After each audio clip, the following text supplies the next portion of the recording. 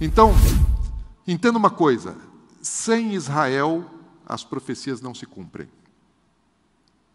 Israel é a nação, né, e o cenário indispensável para o cumprimento das profecias dos últimos dias e para a volta de Jesus. Sem Israel não tem volta de Jesus. Jesus lá em Mateus 23, eu já citei isso aqui agora um pouquinho atrás, só lembrando, 23, 37, ele fala assim, Jerusalém, Jerusalém, está falando com Jerusalém. Versículo 38, eis que a vossa casa ficará deserta. O que é isso? Profecia. Eles seriam exilados, espalhados por toda a terra.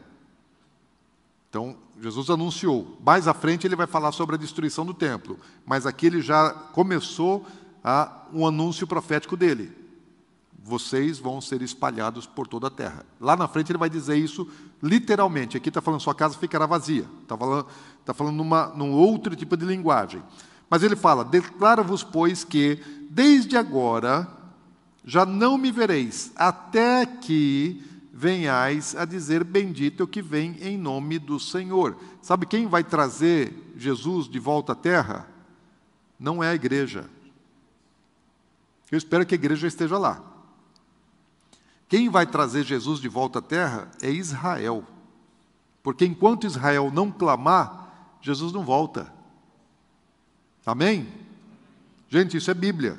Se a nossa escatologia ela não tem esse conceito que Jesus está dizendo de maneira claríssima, né? O erro não está na Bíblia. O erro está na nossa interpretação. E por 19 séculos, simplesmente a profecia da volta de Jesus não podia se cumprir. Não tinha como Jesus voltar nos últimos 19 séculos. Por quê? Porque não tinha o cenário. Não existia Israel. Muita gente, porque não existia Israel, muitos teólogos e muitos pregadores de escatologia, simplesmente espiritualizaram a coisa, dizendo que o Israel de Deus era a igreja.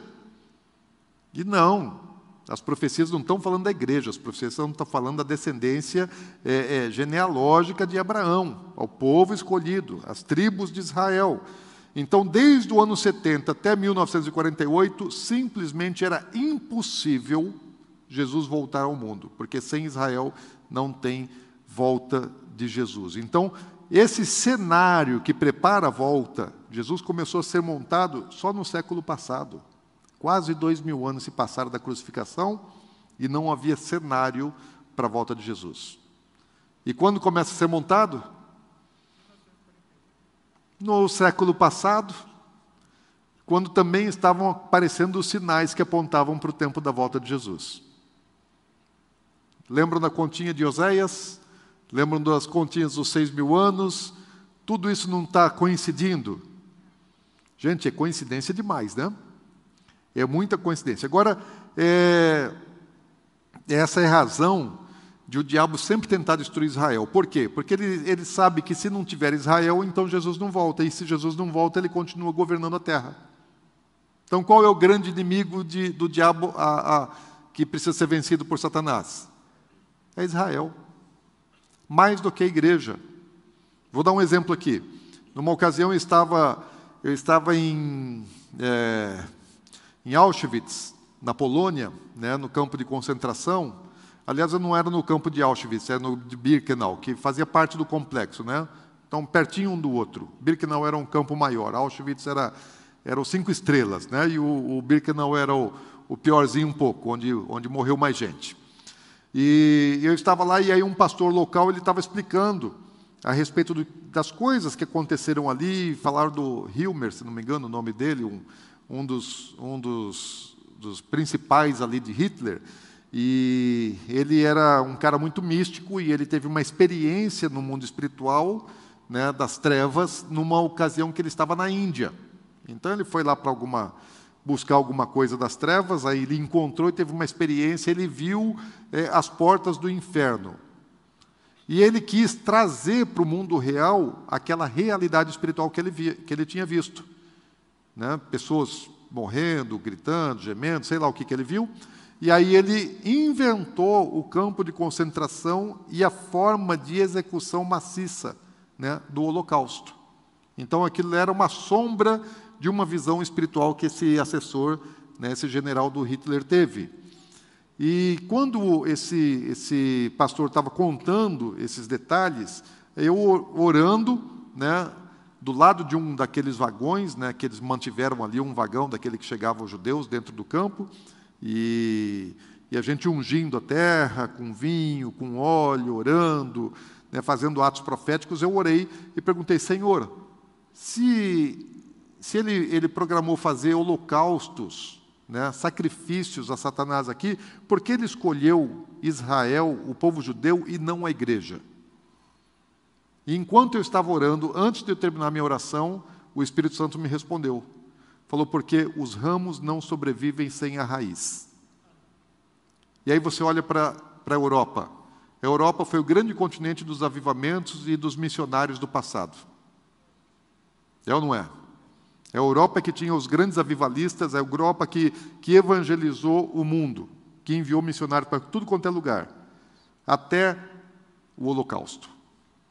Aí depois do Holocausto, o que aconteceu com a igreja da Europa?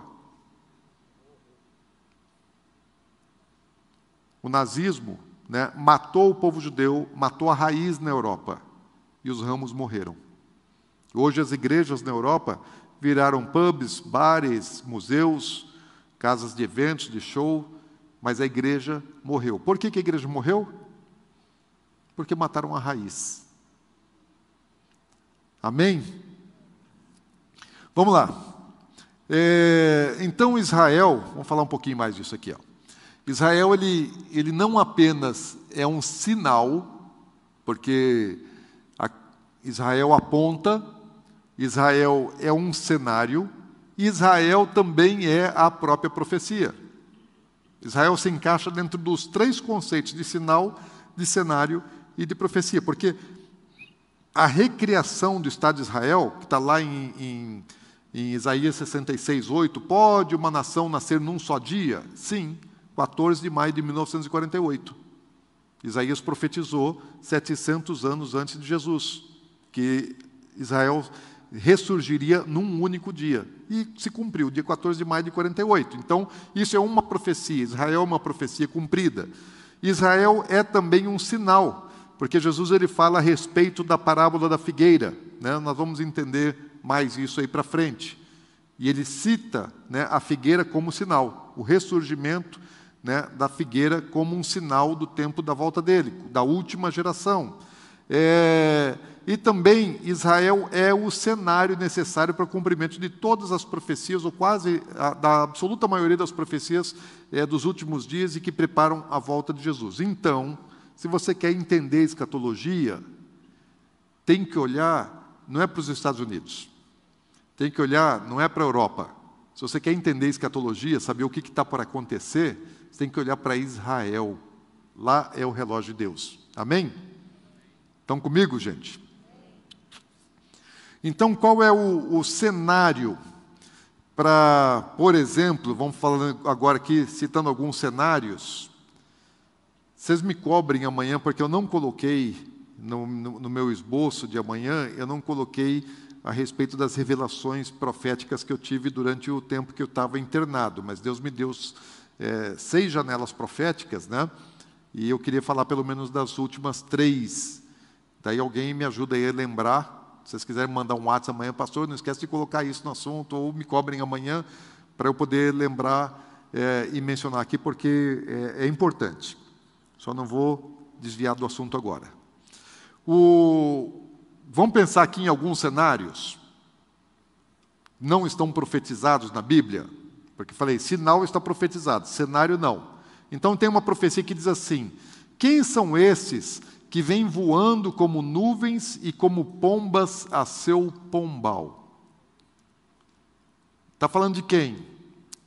Isaías capítulo 60, versículo 8, que está essa profecia, tem um contexto. E o contexto do capítulo 60 de Isaías está falando a respeito da restauração de Israel. Está falando a respeito do retorno do povo de Deus para a sua terra. Alguém poderia dizer, não, mas isso aconteceu também lá no pós-exílio babilônico. Ok. Só que está falando assim que eles estão voltando voando que nem pomba. Lá naquela ocasião, alguém voltou para Israel voltando como pomba? Não. E qual é o cenário necessário para isso? Gente, a Bíblia está falando de Santos Dumont, está falando da invenção do avião. A Bíblia não falou nada disso. Não profetizou o avião e não profetizou que o homem poderia voar. Mas ela disse que o povo judeu estaria voltando, voando como pomba. Ou seja, para que essa profecia se cumpra, tem que ter um cenário. Primeiro tem que inventar o avião. Sem invenção do avião, não tem cumprimento dessa profecia. O homem atravessando os céus. Ok, gente? Ali essas duas imagens, né? Essa da esquerda ali, esse é o recorde de pessoas que foram transportadas num único voo, né? Que foi numa operação trazendo judeus etíopes de volta para Israel, tiraram todos os bancos, então num 747, esse aí foi o maior transporte aéreo que já foi feito de pessoas num único voo. Né? O recorde mundial nunca mais foi batido. Agora, vamos pensar aqui em outras profecias. E todos os dias os judeus estão chegando em casa, né, nas aeronaves, né, nos aviões. Agora, qual um cenário necessário, por exemplo, para essa profecia aqui? Ó? Porque eu restaurarei a saúde e curarei as tuas chagas, diz o Senhor. Outra aqui em Jeremias 33. Fala, eis que lhes trarei a elas saúde e cura, e os sararei. Então a pergunta aqui é o seguinte, para quem é e para quando é essa profecia? Se você for lá, Jeremias 30, Jeremias 33, qual é o contexto que está dentro desses capítulos? Também está falando a respeito do tempo da restauração de Israel, do retorno de Israel como nação e tal. Então nós sabemos quem é o destinatário e nós sabemos também qual é o tempo. É o tempo da restauração. Quer ver? Lá em Jeremias 33, ele está falando assim, olha, naqueles dias e naquele tempo farei brotar a Davi um renovo de justiça. Ele executará o justiça e a justiça na terra. Está falando de quem?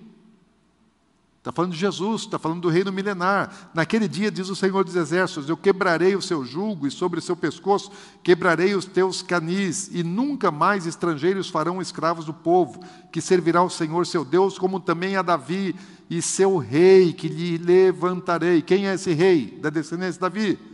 É Jesus. Então, essa profecia de cura está acontecendo no mesmo tempo da volta de Jesus e do estabelecimento do reinado milenar de Jesus lá em Jerusalém. Então, Israel é o destinatário e o tempo é o tempo da restauração, que Paulo também diz lá em Romanos capítulo 11. Então, qual é o cenário para uma profecia de cura? Doença, gente. Doença. E sabe de uma coisa? Israel é hoje uma das nações mais saudáveis de todo o planeta. O que é que vai acontecer com Israel? Que vai fazer com que a nação esteja enferma. Sabe que você andando em Israel, você quase não vê farmácia. No Brasil, você encontra uma farmácia em cada esquina, às vezes duas. Isso é sinal do quê? De doença. Se tem tanta farmácia no Brasil, é porque tem muita gente doente, né? Tomando muito remédio. Em Israel, para você achar uma farmácia, é mais complicado. Você não vai em cada quadra, em cada esquina e acha uma farmácia. Não é assim. Né? É bem mais difícil você encontrar uma farmácia em Israel. Por quê? O povo precisa de pouco remédio. Eles são saudáveis. Né?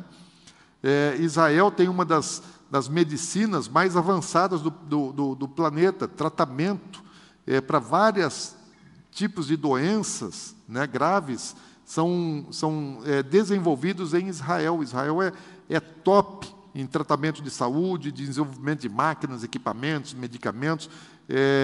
Israel tem das maiores expectativas de vida do planeta. Vocês sabem que Noruega e Dinamarca estão lá em cima nos índices, né, sociais do planeta, mas só que Israel tem expectativa de vida maior do que o dinamarquês, do que o norueguês, do que o britânico, do que o alemão, do que todos os países da América, Estados Unidos, América Central, Canadá, América do Sul, América do Norte, todos, né, a expectativa de vida em Israel é muito maior. E Israel, nesse período de pandemia aí, também é o país que, talvez proporcionalmente, mais vacinou a sua população. Eles já estão aplicando a 4ª dose da vacina lá em Israel, ou seja, dentro do conceito da política de saúde deles, né, estão tentando combater bastante.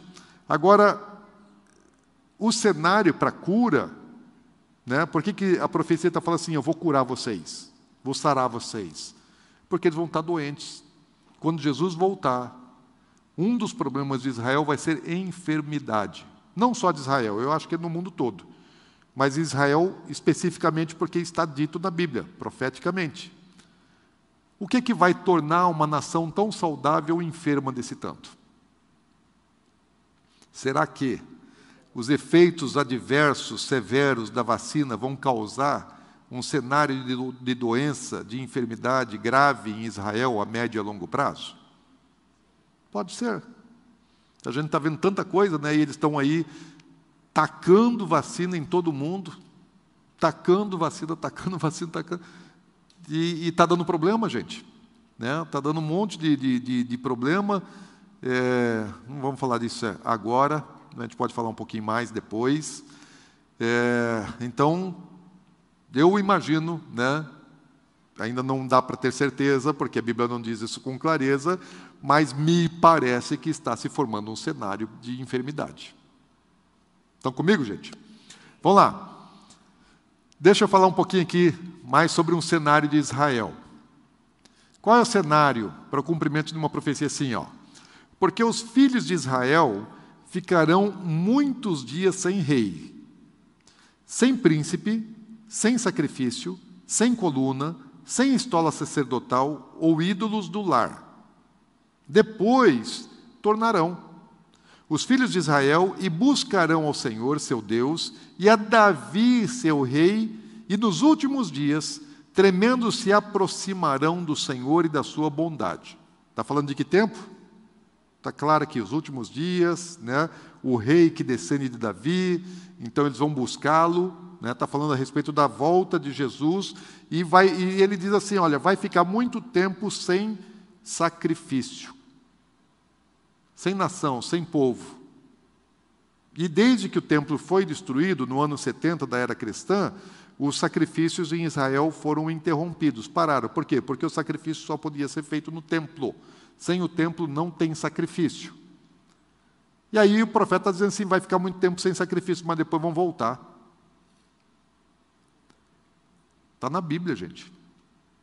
Está na Bíblia. Eu não sei como é que vocês leem isso, mas para mim isso aí está de maneira literal. E Oséias está profetizando sobre um tempo vindouro. Agora, para que haja oferta de sacrifício, tem que ter o templo. Então, isso é um cenário necessário. Não tem sacrifício sem o templo. O templo vai ter que estar reconstruído. Aliás, existem profecias diretas, não só de cenário, mas profecias que falam a respeito da reconstrução do templo, né? Sobre isso não tem dúvida, né? Agora, e vamos falar sobre a respeito desse assunto na próxima lição. Mas ele está falando a respeito de sacrifícios voltarem a acontecer no templo. E a gente sabe que Israel está se preparando para isso. Né? Os judeus ortodoxos estão lá formando os Cohen, né, os sacerdotes, treinando eles para o sacrifício, para quando o templo já estiver restaurado. Até aí, dá para a gente entender. Né? Mas eu posso dar uma pioradinha aqui no assunto? Não posso. Tá bom, então não vou piorar. Ah, pode? Mas pode chocar? Então vamos lá. Quem é que vai fazer o sacrifício parar? Porque o sacrifício vai voltar. Quando o templo for reconstruído, vai voltar a ter sacrifício. Eles já estão treinando isso aí. Né? Isso aí você pode pesquisar. Eu gosto muito de ir lá no Instituto do Templo, em Jerusalém. né, onde todos os objetos de culto que vão estar no templo já estão preparados, já estão prontos, né, e está havendo treinamento, capacitação dos sacerdotes, e, enfim, eles estão se preparando para que o sacrifício volte a acontecer. Mas aí, lá Daniel, ele fala o seguinte, Daniel 9:27, ele fará firme aliança com muitos, por uma semana de anos, 7 anos. Na metade da semana, 3 anos e meio, fará cessar o sacrifício e oferta de manjares. Sabe quem que vai proibir o sacrifício no templo? O anticristo. Uai, o diabo é que vai estar contra o sacrifício? O diabo só é contra aquilo que Deus é a favor. Por isso que eu perguntei se eu podia piorar. Estão entendendo, gente? A Leia depois ela vai me confrontar. Ela vai falar, não, pastor, não pode, isso aí é um absurdo. Conheço a Leia. Mas vamos ver então. Deixa eu dar mais argumentos para ela aqui. Jeremias 33:18 diz assim, nem aos sacerdotes levitas faltará homem diante de mim para que ofereça holocausto, queimem ofertas de manjares e faça sacrifícios todos os dias. Jeremias 33 está falando de que tempo? Do tempo da restauração de Israel e do período milenar do reino de Jesus na terra. Está falando de sacrifício diário. Aí ficou ruim, né? Quem vai fazer o sacrifício parar durante a grande tribulação vai ser o anticristo, né? Durante o governo dele, na metade. Então, Daniel está falando disso. Agora, quando que ele vai fazer isso cessar? Lógico que ele vai estar na metade do acordo de paz que ele fará. Agora, quem é que vai fazer restaurar o sacrifício? Porque aqui Jeremias está falando assim, olha, nem aos sacerdotes levitas faltará homem diante de mim para que ofereça holocausto, queime oferta de manjares e faça sacrifício todos os dias. Isso pode estar falando antes do anticristo, na reconstrução do templo, ou durante a primeira fase, que vai estar, ou pode até estar dizendo a respeito do período do milênio, porque Jeremias 30, 31, 32, 33 estão falando a respeito daquele período inteiro, do pré-milênio e do milênio. Agora, alguém vai dizer assim, não, pastor, você está doido, né? Não existe esse negócio, não pode, né? Sacrifício acabou e Deus não quer mais sacrifício. Essa profecia, quem sabe, já se cumpriu, é lá do passado. Não, eu sei para o tempo que ela está dita, né? E não é só Jeremias, não. Outras passagens vão dizer também. E a Bíblia tem que se interpretar, ok? Quem interpreta a Bíblia? A própria Bíblia. Então, a Bíblia fala mais coisa a respeito desse assunto? De sacrifício no tempo vindouro? Sim. Quer ver? Vamos lá para Isaías, no capítulo 19, ele fala assim, o Senhor se dará a conhecer ao Egito. Presta atenção. E os egípcios conhecerão o Senhor naquele dia. Sim, eles o adorarão com sacrifícios e ofertas de manjares e farão votos ao Senhor e cumprirão. Deixa eu fazer uma pergunta.